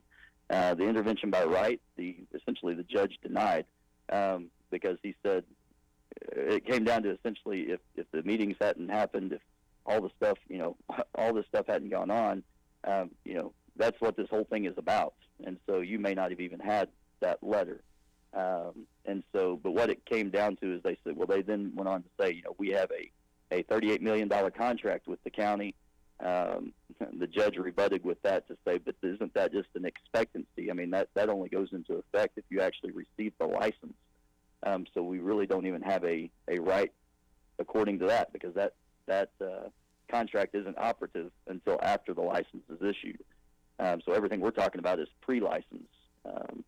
So it was an interesting discussion, but he went ahead and allowed them to intervene into the case, join into the case, but with certain conditions.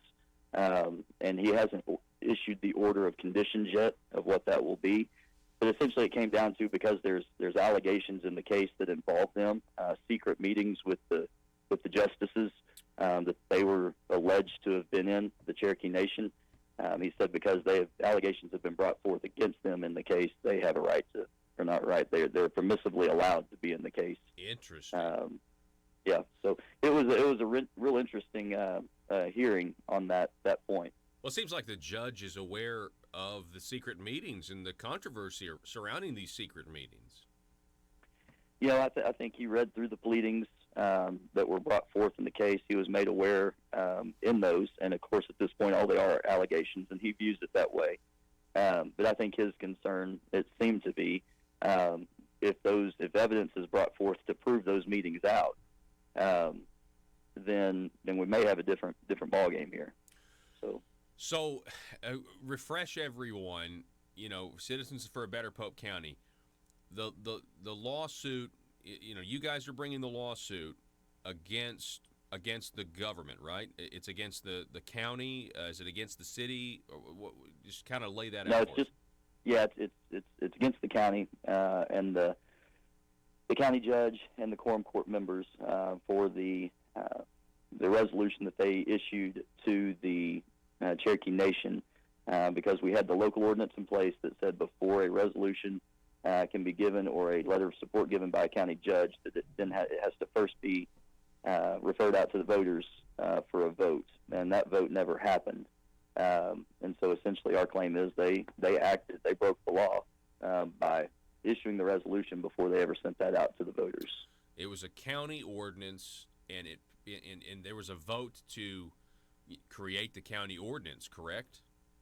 Yeah, it was a 70-30 vote. I believe that vote, we had 18,000 people that voted in that last election, and it was nearly 13,000 people voted in favor of this ordinance. So they want to have their say before the county quorum court gives gives the contract to, in this case, the Cherokee Nation. Right. And the county has completely ignored that ordinance, and why? What at least is their argument? What's their argument going to be? Well, and this is going to you'll find this real interesting. Is so on their argument is that the local ordinance contradicts Amendment 100. that the Amendment 100, in their view, gives the power to write a letter or issue a resolution to the county judge and to the quorum court. Now, it's real interesting because in Amendment 100, it never gives them that power. What it does is it says, let's say, for instance, in Amendment 100, it gives the Racing Commission the power to issue the license. It says the Racing Commission shall issue a license. So it's very clear. However, when it gets to the quorum court in that letter of support, it says that the applicant must obtain a letter of support or a resolution from the quorum court. It doesn't ever say that they must issue one. There's no power vested in them to do so. It just says it, and then there's no mechanisms in the amendment to say, well, what mechanism, what procedures should happen to trigger them giving that letter. None of those details are laid out. And, we have laws all over.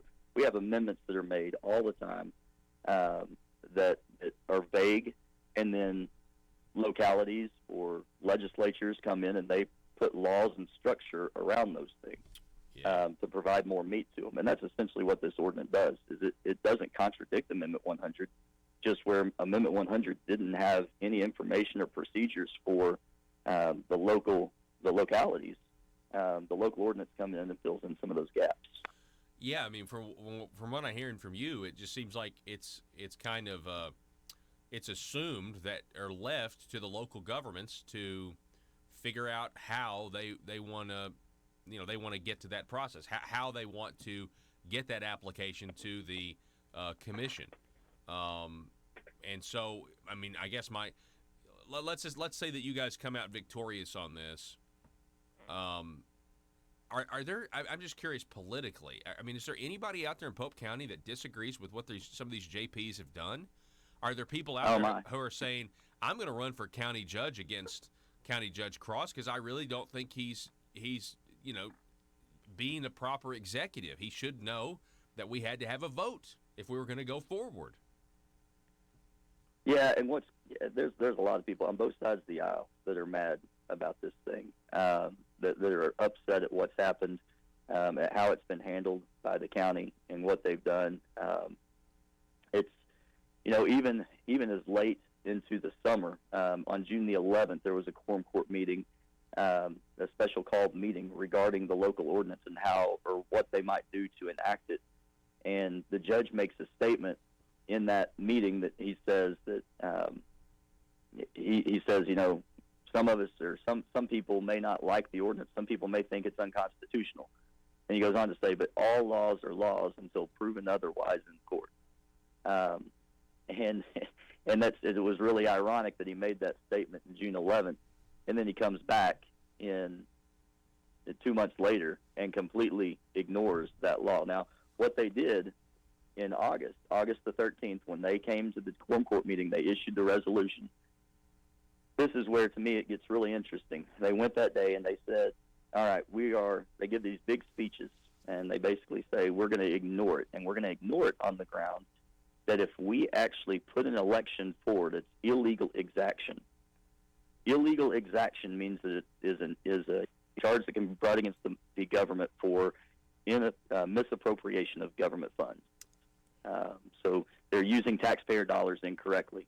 Well, the ironic thing about that is their justification regarding this is based on an assumption. It's based on an opinion that they never sought a court's opinion about. And they just made their mind up that the ordinance was unconstitutional, and therefore they were going to illegally break that under the guise that it would be illegal exaction to actually implement it. You mean to spend money on never decided otherwise. Yeah, but you're saying that they think spending money on a special election would be an illegal exaction? Exactly. That's what they told the taxpayers. Now, fast forward. Let me give you something here. Just learned this last night. On Thursday, in 2 days, the quorum court is going to be discussing, quote unquote, Ordinance 2018-042, which is the local ordinance. Evidently, at a workshop they had 2 weeks ago, they said that they were going to do this. There were no news outlets there that reported on this. And so I didn't know about it till yesterday. I had a justice call me and tell me about it, that they are going to put this forward on Thursday to repeal the local ordinance. Well, the funny thing about this, so now on Thursday they're going to come forward. An ordinance that is currently the subject of litigation before a judge. They're going to try and repeal that ordinance that was voted in by 70% of the voters. They're going to do that. But what makes it even more ironic is the fact that when they justified this in August, they justified it on the grounds that it was already invalid because of the state constitution, that the state constitution nullified it from the get-go. So if it is actually invalid, if y'all really truly made your decision on August the 13th because you thought it was invalid, why in the world do you need to come and repeal it right now? It seems to me like they're admitting that it was probably valid on August the 13th. Yeah.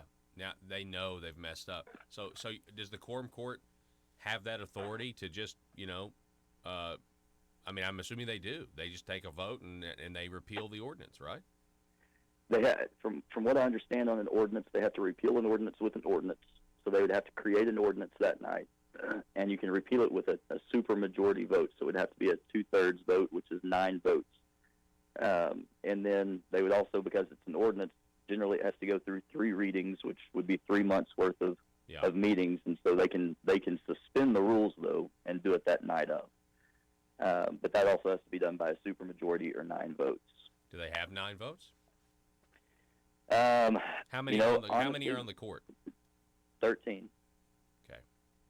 13 are there. They need 9, and honestly, if they're bringing it forward, I've got to believe that they've had the same straw polling that they've had on everything else. Secret and they've meetings. had these discussions, private discussions that they've had before, and they know how many votes they have. Wow. So you're telling me right now, we're talking with Larry Walker, the Citizens for a Better Pope County.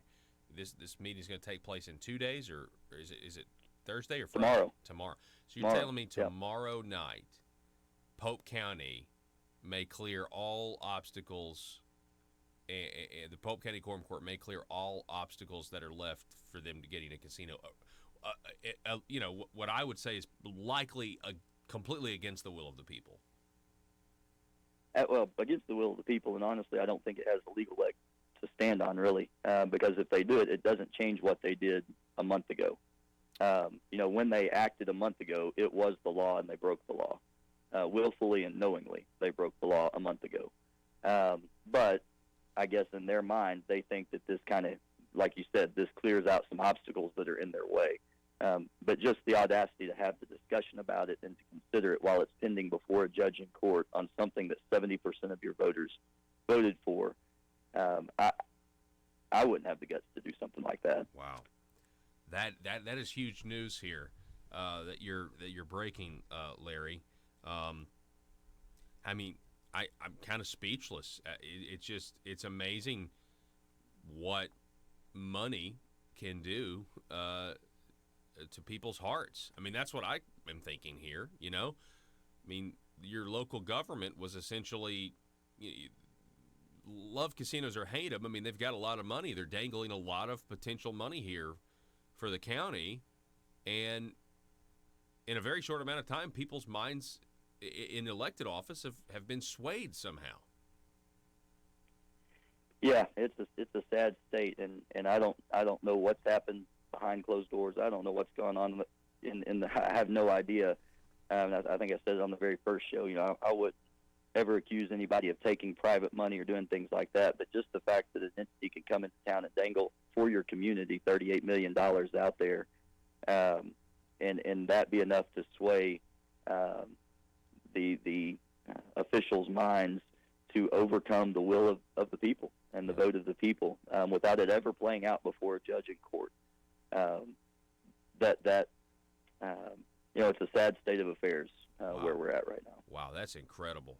Yeah, it's like, it's you definitely are finding out who has principles, that approaches every situation by using their principles versus, people who just are they're without principles. It's just amazing.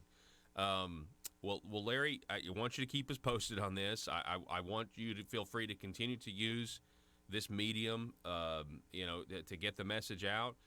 I guess if people don't want the justices of the peace to undo this ordinance tomorrow night, they need to show up and voice their concerns?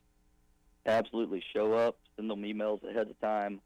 Let them hear the voice of the people. That they need to let this thing lie until a court has a decision. Because let's say this thing goes through a court. Let's say the letter that is sitting before the Racing Commission right now gets unwound because of all the dealings that have happened in Polk County. And let's say we go back to square one. If they have repealed that ordinance and we're back to square one, the people no longer have that as a protection for them when they voted by 70% to have it. So that thing needs to be in place unless a court says otherwise. I just got a text message in there. Somebody asking me to ask you, Larry, about the promises that were made originally by the county judge. Do you have a recollection of those promises? I've got a whole list of them here that go back July 2018. Judge-elect at that point says, "I will do what the people of Polk County tell me to do with their votes. That's what I told them I would do. I will adhere to the wishes of the people." That was aired in the Courier on July the 15th, 2018. December 2018, after the election, Judge-elect Ben Cross, he says that the quorum court meeting, that as the incoming judge, maybe I can alleviate some quick rumor stuff right here. This body, the quorum court, adopted a resolution early on in unanimous opposition to the casino.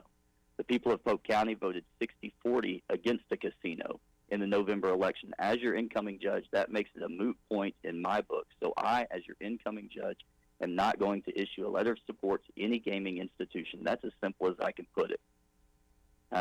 Going back, that's the Courier, December 14th, says, "I was elected to represent the people. There's been a lot of talk that I'm for or against something. I'm not for or against it. I'm for what the people voted for." Those are direct quotes from Ben Cross as issued by the Courier on those various dates. And now it looks like, he's definitely for a casino. I mean, it's what it appears, right? I mean, he's for it. I mean, it doesn't, everything the people want. I mean, the people have said 70-30, they don't want a casino. The people still say we don't want a casino. There were some calls. There was a call bank done the weekend before the August 13th meeting, in which we called 4 different districts of quorum court officials that we thought might potentially be swing votes on this thing. We talked to over 200 voters. Of those 200 voters, 71% of those 200 voters, this is August the 10th and 11th, the weekend before that 13th vote, of those 200 plus voters, 250, somewhere in there, over 70% still believed that we did not need to have a casino, and that if we were going to have one, there better be a local vote for it. Still over 70% in August, when we were calling those were the districts that were considered to be swing districts leading into that quorum court meeting. Polk County hasn't changed. Polk County doesn't want a casino. Polk County, if they're going to have one forced upon them, they want to have a say in what happens, and they want a local vote. And right now, the judge and the quorum court is completely acting contrary to that, and it goes against everything that was said leading up to here in their campaign promises, and even after they were elected in, that they would support the will of the people. You've got a rogue county judge. You've got a rogue quorum court. They're going to meet tomorrow, folks, to try to undo the ordinance that they've already broken, that is now being litigated by a judge in a court. So, folks who are listening, get out there, and it's your government. These people work for you. They do not work for the Cherokee Nation. They work for you. And so remember that principle, and congenially and peacefully communicate that to your elected officials, and maybe you can shake them out of this apathy that they're in. Larry Walker, Citizens for a Better Pope County. I appreciate it, sir. Thank you so much for coming on. Keep us updated. Thanks, Paul. All righty, and feel better. Folks, we're going to take a break. We're going to make a YouTube video of this. We're going to put it up at Conduit News in our YouTube channel, and you guys need to share this with everyone on Facebook and also across the state so that people understand the importance of local government. And what's going on in Pope County right now is you have people stripping the sovereignty of this local community away, and it's a tragic thing to watch. We'll be back in just a moment. Folks, as a taxpayer or business owner, I know the government rarely gives the people a break.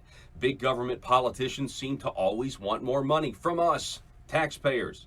So if you want to support the work that we're doing here at Conduit News, bringing you the truth, then why not consider giving less money to the government that never stops overspending and overtaxing us by giving a tax-deductible donation to Conduit for Commerce, the premier organization in Arkansas that never stops promoting small business and limited government. Just go to conduitforcommerce.org and click on Support Our Cause. From there, you can decide if you want to donate monthly or one time. Give the government that's using your tax dollars to grow and grow less, and give the people fighting for your values more. Go to conduitforcommerce.org right now. To kill you, or you kind of circumventing the law, barring that by filling out some form that says, no, starve me, or somebody else could fill out the form, starve this person if they can't do X, Y, or Z, if they can't tie their shoe. I mean, that's kind of going against the spirit of the law, is it not? It is, and that's why I say it lives in a legally gray area. You talk to some attorneys that they could say, well, I think you can argue that this is physician-assisted suicide and it's illegal. Others will say, well, there may be some technicalities with the law that would permit this. But, at the end of the day, it's really a matter of who's going to report it and oversee it. If the doctor's in on starving the patient to death, if the family's in on it, if the patient can't stand up for themselves, then, the issue really becomes then how would you even police it and prosecute it, even if it were clearly illegal. And so I think that's why, we're talking to doctors about ways that we can bring more oversight and transparency to some of these issues without burdening really good doctors who are trying to help and provide legitimate treatment to cancer patients. Conduit News Radio with Paul Harrell is building a liberty machine. Find out more at conduitnews.com. Cannot believe that coming out of Pope County. That is just incredible to me. We've had a good show this morning. Let's see here. Bob on Facebook, does state law override local law? Well, in this case, yes, the answer to that is yes, it does, but only when the two laws conflict. And what we heard from Larry Walker just now is that the two laws don't conflict. The two laws give the Racing Commission the authority to grant Pope County a license, but it seems to leave it open to letting them figure out whether or not, how they're going to get the application to the Racing Commission is left up to the local entity. That at least to be that, if you go listen to the interview that we just had with Larry Walker, that was what he was saying, unless I heard him wrong. So it looks like in court, the fact that I will tell you this, the fact that the Pope County Quorum Court is now going to try to undo this resolution that the people voted for that say they have to have another vote if they want a casino, that tells me they know that they're going to get beat in court, or that they're very worried that they're going to get beat in court and have to have a vote of the people. Man, I tell you what, this is very, very, very strange times that we're in. Here is your meme of the day. It's not quite a meme. Man, meme pickings, Joe tells me that the meme pickings were slim today. But we kind of already referenced this. Who's this? Resonate Lifestyle. This is courtesy of Resonate Lifestyle on Instagram. The last administration meddled in Libya, killed their leader, and left a power vacuum that facilitated the 21st century slave trade. If you're mad at a phone call because the TV told you to be, impeach yourself. We'll post this up at the Conduit News Twitter page at Conduit News. Please go to YouTube, and I want you to click subscribe and click the little bell to receive notifications. It's one way you can do one small thing that helps Conduit in a giant way. That's all the time we have for today, folks. You're going to get through Wednesday. Tomorrow's Thursday. It's all downhill from there. We're going to be back here in just a moment. Sorry, we're going to end the show. Sorry, thank you, Joe. It's just a moment between now and 6:05 tomorrow morning. It's just a moment. In my mind, it's a moment. It's a little blip on the radar. Anyway, Arkansas, you guys have a great day. Be safe.